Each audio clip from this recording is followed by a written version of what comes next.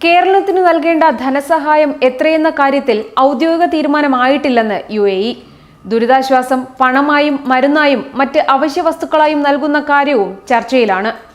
കേരളത്തിന് ദുരിതാശ്വാസമായി 700 കോടി രൂപ ധനസഹായം നൽകുമെന്ന കാര്യം ഔദ്യോഗികമായി തീരുമാനിച്ചിട്ടില്ലെന്ന് UAE. കേരളത്തിനുണ്ടായ നഷ്ടം എത്രയാണെന്ന് വിലയിരുത്തുന്നതിനായി പ്രത്യേക സമിതി രൂപീകരിച്ചിട്ടുണ്ടെന്നും ധനസഹായം എത്ര രൂപ നൽകണമെന്ന കാര്യം പരിശോധിച്ചു വരികയാണെന്നും UAE അംബാസഡർ അഹമ്മദ് അൽബന്ന അറിയിച്ചു. മുഖ്യമന്ത്രി വാർത്താ സമ്മേളനത്തിലാണ് UAE 700 കോടി ധനസഹായം നൽകുമെന്ന് അറിയിച്ചിരുന്നത്. പ്രധാനമന്ത്രിയുമായി അബുദാബി കിരീടാവകാശി സംസാരിച്ചതിനു ശേഷമാണ് മുഖ്യമന്ത്രി ഇക്കാര്യം അറിയിച്ചത്. UAE കേരളത്തിനായി ധനസമാഹരണം നടത്തുന്നതിനായി ദേശീയ എമർജൻസി സമിതി രൂപീകരിച്ചിരുന്നു. കേരളത്തിന് ആവശ്യമായ സഹായങ്ങൾ നൽകുന്നതിനായാണ് ഇത്തരത്തിലൊരു കമ്മിറ്റി രൂപീകരിച്ചത്. ഇതിനെ തുടർന്ന് ഇതുമായി ബന്ധപ്പെട്ട നിരവധി വ്യാജ പ്രചരണങ്ങളും നടന്നിരുന്നു.